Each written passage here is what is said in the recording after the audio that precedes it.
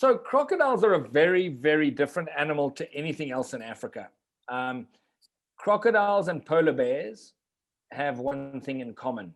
They are the only animal without prior learning that look at human beings as a food source. So you're a crocodile that's 80 or 90 years old, and you used to live on fish and a few wild animals as they came down to drink. Now you're living in a river that's heavily fished, so the fish stocks are probably lower in volume than ever before in history. And it's very likely that the banks of the river are fairly heavily populated with humans and their crops. And so there's no wildlife. So you've either got cattle or goats or dogs or people. So a young girl was actually washing clothes on the edge of a river, and the crocodile grabbed her, and it was a large crocodile, and she was never seen again. You can't find the crocodile. 100% it's probably laying in the reeds less than 100 yards away. The person is dead and drowned long ago.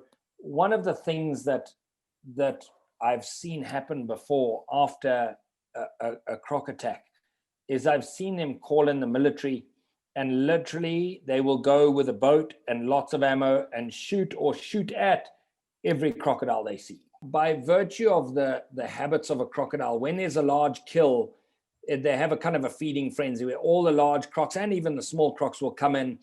So there's a very good chance that if they kill a zebra, everybody's got a piece of zebra in it. And so I knew that by setting up a bait and taking out one of the larger crocs, we were going to find human remains, but we needed to do that quickly.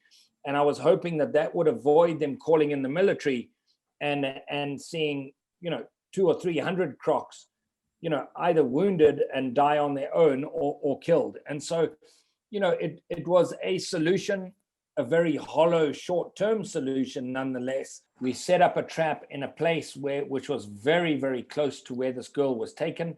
And then we set up a blind, and literally it took many hours, but slowly as soon as the first large crocodile arrived and started eating the bait, the others came in honestly like motorboats. And before you know it, you had a feeding frenzy with 10 or 15 large crocodiles. And it's pretty grisly. We couldn't say so on TV, but that's exactly what it would have been like when the crocodile that killed that girl, when he started feeding. That's what it would have been like. They would have all arrived and basically fought over the carcass.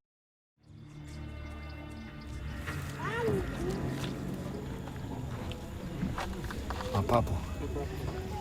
A pair of lungs. I can't even describe the smell.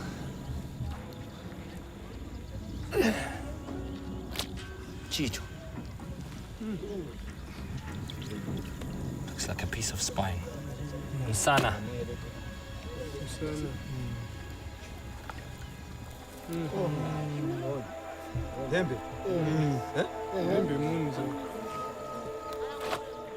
Just the remains that are coming out of here.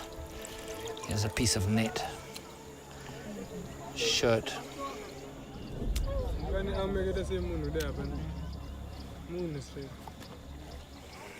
There's some grisly remains in the stomach there. A big chunk of net and a half-rotting shirt. There's not much you can argue about that.